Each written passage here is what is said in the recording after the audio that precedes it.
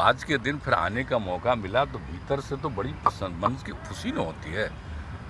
हम लोग तो बचपन से इन सब चीज़ों को सुनते रहे, जानते रहे। पॉलिटिक्स से क्या मतलब है? इस तरह की इफ्तार पार्टी में तो सबको निमंत्रित किया जाता है। सरकार की तरफ से भी हम लोग शुरू से करवा रहे हैं, परंपरा जब से हम हैं तब से कराते हैं। सभी पार्टी के लोगों को, सब लोगों को बुलाते हैं, दूसरे पार्टी के लोग भी करते हैं, सबको बुलाते हैं। नमस्कार, मेरा नाम आलोक है। आप लाइव स्ट्रीम देख रहे हैं। बिहार के मुख्यमंत्री नीतीश कुमार आज बाबू वीर कुंवर सिंह की जयंती पर राजकीय समारोह में शिरकत करने पहुंचे थे, जहां पर उन्होंने बाबू वीर कुंवर सिंह की प्रतिमा पर माल्यार्पण किया है, पुष्पांजलि की है।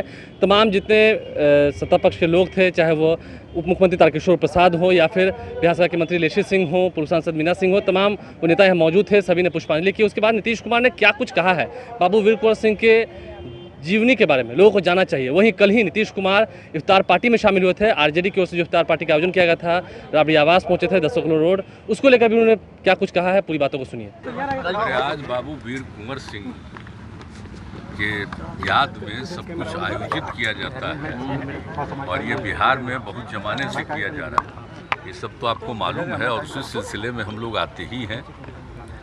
और इस सिलसिले में हम लोगों ने काफ़ी पहले कार्यक्रम किया है।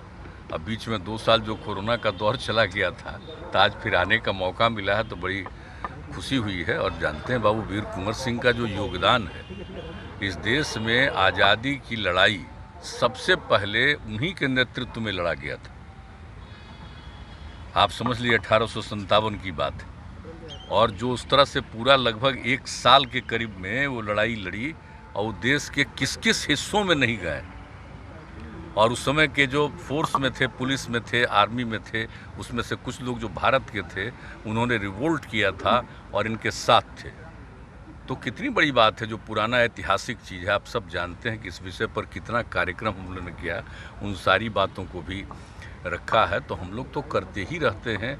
और यहाँ भी देखिए, यहाँ पर हम लोग इनको स्थापित किए, पहले वहाँ थे बीच में, अब यहाँ करके और पूरा का पूरा एरिया को इन्हीं से नामकरण कर दिया। इसका किस तरह से विकास कर रहे हैं, खेल कूद से लेकर के एक एक चीज़ का सब कुछ किया जा रहा है, ताकि नई पीढ़ी को मालूम हो कितनी बड़ी इनकी भूमिका।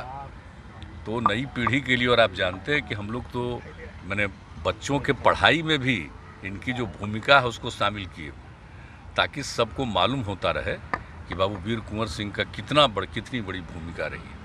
तो सब कुछ रहा है तो हम लोग तो अपने बिहार में मनाते ही हैं। लेकिन एक भी चीज़ है, हमारी इच्छा शुरू से रही, आज से नहीं, हम शुरू से कह रहे हैं इसको तो राष्ट्रीय स्तर पर करना चाहिए। बाबू वीर कुंवर सिंह की जो भूमिका थी, अब वो कोई बिहार में किए थे, वो तो पूरे बिहार के बाहर भी दूसरे राज्यों में भी गए थे ना। इसलिए हम लोग आज से नहीं, बहुत जमाने से कह रहे हैं कि इनके कार्यक्रम को राष्ट्रीय स्तर पर किया जाना चाहिए, ताकि सबको मालूम होना भाई आज़ादी की लड़ाई कब से शुरू हुई। अंग्रेज़ों का राज था तो कब से आज़ादी की लड़ाई शुरू हुई, और सबसे पहले उन्होंने जो काम किया, क्या उम्र थी उनकी, सोच लीजिए 80 साल की उम्र में, और उन पर जो अटैक हुआ, इसके बाद भी वो इसके लिए अपना किया और अंत में उनको जीत तो हासिल ही हुई। और उसके बाद भले ही वो नहीं रहे, एक अलग बात है, लेकिन सबसे बड़ी चीज़ है कि उनकी जो भूमिका और जिस तरह से, और आप जानते हैं समाज के सभी तबकों को जोड़ करके चलते थे। इस बात को याद रखना चाहिए कि समाज के हर तबके के, और हिंदू मुस्लिम समाज का कोई भी तबका का आदमी हो, अपर कास्ट के लोग हों, पिछले जाति के लोग हों, ये आप समझ लीजिए कि ये सब दलित समाज के लोग हों, सब लोगों को जोड़ करके वो चलते थे, और हिंदू मुस्लिम सबको। और उस लड़ाई में कितने लोगों की उन्होंने भूमिका लगाई थी। तो ये सब चीज़ याद करना चाहिए भाई, कि इनकी जो भूमिका उस समय के उन्होंने जो किया था, आज से कितना साल पहले किया था।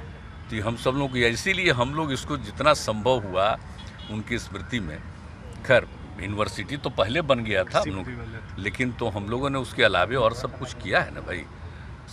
जो बनाया, गंगा नदी पर ब्रिज बनाए तो उसका भी नामकरण कर दिया।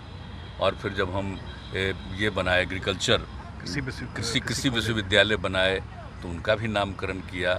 और जहाँ पर ये इनका जगह था, उस जगह को, जगदीशपुर को कैसे विकसित किया, और कितनी बार हम लोग जाते रहे। तो सब हम लोग करते रहे। तो आज के दिन फिर आने का मौका मिला तो भीतर से तो बड़ी मन की खुशी न होती है। हम लोग तो बचपन से इन सब चीज़ों को सुनते रहे, जानते रहे, तो आज आने का मौका मिला। आई 2 साल कोरोना के चलते मौका नहीं मिलता था, अब मौका मिलता है तो बहुत बहुत भीतर से मन को खुशी होती है। इफ्तार पार्टी में गए, पॉलिटिकल कयास कुछ लोग लगा रहे हैं। इसका पॉलिटिक्स से क्या मतलब है? इस तरह की इफ्तार पार्टी में तो सबको निमंत्रित किया जाता है। सरकार की तरफ से भी हम लोग शुरू से करवा रहे हैं, परंपरा जब से हम हैं तब से कराते हैं। सभी पार्टी के लोगों को, सब लोगों को बुलाते हैं, दूसरे पार्टी के लोग भी करते हैं, सबको बुलाते हैं। उसमें तो कोई भी बुलाएगा और आमंत्रित करता है तो जाते ही नहीं, और उसमें सबको बुलाता है, हर अलग अलग पार्टी के लोग भी करते हैं। तो भाई उनके द्वारा आमंत्रित किया गया तो गए, उस पर तो सम्मान तो व्यक्त करना ही ना चाहिए भाई। श्रद्धा जो उनका पर्व चल रहा है तो ऐसे अवसर पर तो हम लोग करते ही ना है, तो इसलिए गए। उसका राजनीति से क्या मतलब? सुशील मोदी से ट्वीट कर रहे हैं कि एनडीए के नेताओं को सोचना चाहिए कि जो अग्रणी वर्ग है उसका एक तबका जो है वो छिटक गया, खिसक गया है, तभी बोचना में हार ये ट्वीट किया था। अब वो क्या बताएं। तो नीतीश कुमार बिहार के मुख्यमंत्री ने क्या कुछ कहा है आपने सुना है। देखना यह है कि आने वाले समय में जो सियासी कयास लगाए जा रहे हैं उससे कितने परे होकर बिहार की राजनीति की दशा और दिशा जो है वो बदलती है। हमारे चैनल को सब्सक्राइब कर लें, साथ साथ फेसबुक पेज भी लाइक करें। धन्यवाद।